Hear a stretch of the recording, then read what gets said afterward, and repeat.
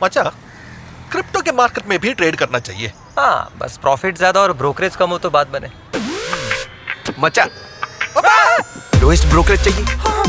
आ गया on coin DCX। Crypto trading बोले तो Coin DCX. Crypto products and NFTs are unregulated and can be highly risky. There may be no regulatory recourse from any loss from such transactions. Thumbnail देखकर आप लोग जरूर surprise होंगे कि sir हमेशा कहते हैं SIP करो SIP करो, और यहां लिखा है स्टॉप SIP। कोई टेंशन नहीं है, हम इस टेंशन को दूर करेंगे। और आज की वीडियो में हम 3 ऐसे पावरफुल तरीके पर बात करेंगे जिसके बेसिस पर आप हेवी SIP कर सकते हो, नॉर्मल से कई गुना ज़्यादा, और ये सब प्रूवन डेटा के साथ है। लेकिन एक रिक्वेस्ट है, वीडियो को पूरा देखिएगा, फाइनल समरी मिस मत कीजिएगा, क्योंकि लोग बीच में पॉइंट समझते हैं और फाइनल टेक अवे भूल जाते हैं। मैं SIP करने के लिए क्यों मना कर रहा हूँ? क्योंकि बहुत सारे फंड हैं जो बेंचमार्क को बीट ही नहीं कर पा रहे, और ऐसा मैं नहीं, डेटा बोल रहा है। ये यहाँ पर देख लीजिए। पहले तो 88% large cap mutual fund fail to beat benchmark in 7 years. तो ये डेटा के बेसिस पर मैं बोल रहा हूँ कि भैया SIP बंद कर दीजिए। ऐसे फंड में जो अगर कुछ अच्छा नहीं कर पा रहे हैं तो भैया इंडेक्स में लगा दो। लेकिन सवाल वही है कि कब कब पैसे लगाएं, मार्केट तो गिरता ही जा रहा है, राइट? तो 3 इंडिकेटर। बट अब आप अपने इन्वेस्टमेंट को चेक कीजिए जरूर से कि क्या जो आपका इन्वेस्टमेंट है बेंचमार्क को बीट कर पा रहा है या नहीं। और अगर आप म्यूचुअल फंड में हमारे साथ इन्वेस्ट करना चाहते हैं तो गूगल फॉर्म भरिए भैया, हम अपने 20 साल के एक्सपीरियंस के आधार पर बेहतरीन इन्वेस्टमेंट कराते हैं। तो चलिए शुरू करते हैं। इंडेक्स में पैसा क्यों लगाते हैं? ताकि FD से बेहतर रिटर्न मिल पाए, 12 से 15 साल का हर साल का रिटर्न मिल जाए, ठीक है ना, राइट? इंडेक्स में तभी तो लगाते हैं, FD को बीट होगा। FD 7%, ये 12 से 15%।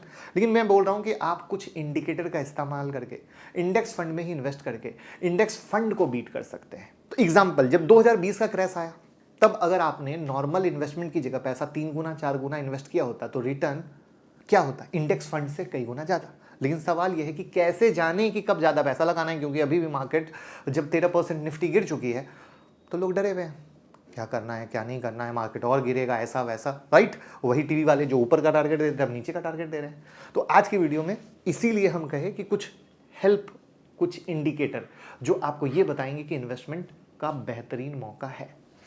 और SIP क्यों बंद करनी है वो पॉइंट मैंने क्लियर कर दिया, शॉर्ट स्वीट। तो इसमें पहली स्ट्रैटेजी आती है RSI, यानी रिलेटिव स्ट्रेंथ इंडिकेटर। करना क्या है, मैं मान के चल रहा हूँ कि निफ्टी 50 में आप इन्वेस्ट कर रहे हैं, ठीक है? अब आपको क्या करना है, सीधा सा चलिए, सबसे पहले हम निफ्टी के चार्ट में आते हैं। निफ्टी का चार्ट ट्रेडिंग व्यू पे खोला है, आप खोल सकते हो। इंडिकेटर में आए, इंडिकेटर में हमने RSI सेलेक्ट किया, रिलेटिव स्ट्रेंथ इंडेक्स को हमने सेलेक्ट कर लिया। अब रिलेटिव स्ट्रेंथ इंडेक्स को जब हमने सेलेक्ट किया तो यहाँ से सेटिंग में गए, और सेटिंग में जाके इनपुट में गए, और इनपुट में जाके हमने क्या किया, ये जो लेंथ है इसको 2 कर दिया, 2 कर दिया, और हम मंथली चार्ट पे आ गए। अब सिर्फ गौर करते जाना। अब आप ये देखो कि जब जब ये 5 के नीचे आया है, 5 के नीचे आया है, ये लेवल ये लेवल ये लेवल ये लेवल 5 के बिलो, तो आप देख लो यहाँ से ये आप ये वाला लेवल, यहाँ से ये वाला लेवल आप देख लो, यहाँ से ये वाला लेवल देख लो, यहाँ से ये। तो ये कहता है कि जब RSI के लेवल 5 के नीचे आता है, 5 से 4 3 2, ये वो पैनिक का माहौल होता है जहां से मार्केट बाउंस करता है, यानी आप यहां से कर सकते हो। तो ये हुआ पहला तरीका RSI के बेस पर, हिस्टोरिकल डेटा के आधार पर। लाइक तो कर दीजिए क्योंकि मार्केट को लाइव डेटा के साथ दिखा रहे हैं। दूसरा है बफेट इंडिकेटर। वो क्या कहता है वो समझ लीजिए। ये जो रेशियो है टोटल मार्केट कैप को GDP से डिवाइड करके निकालते हैं। तो जब ये रेशियो 70% के नीचे रहता है तो सिग्निफिकेंट अंडर वैल्यू है, 70% से नीचे रेशियो और उससे नीचे 90% पे रहता है तो मॉडेस्ट अंडर वैल्यू। इस तरीके से ये वैल्यूएशन की कहानी है। तो आज के डेट में अगर हम बात करें 17 तारीख को, तो ये जो रेशियो का वैल्यू है वो 114 है।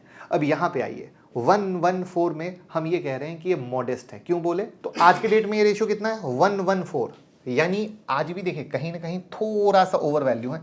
तो क्या हुआ, ये रेशियो 114 को यहाँ पे अगर आप फिट कर देंगे, अब आप देखिए 114 को यहाँ फिट कर दीजिए, तो ये 114 यानी 110 is less than 114 and 114 is less than 130, और उस कंडीशन में बनता है मॉडेस्ट अंडर वैल्यू।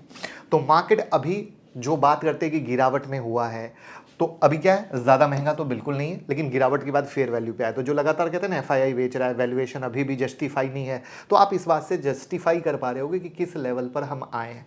यानी अगर मार्केट में थोड़ी भी गिरावट बनती है और आप समझ के चलो कि ये 100 के पास भी आ जाए, तो हम कहाँ पहुँच जाएंगे, फेयर वैल्यू के पास पहुँच जाएंगे। यानी मार्केट कहीं ना कहीं फेयर वैल्यू के पास पहुँच रहा है, इसको मत भूलिएगा, क्योंकि ये 114 पे आ चुका है।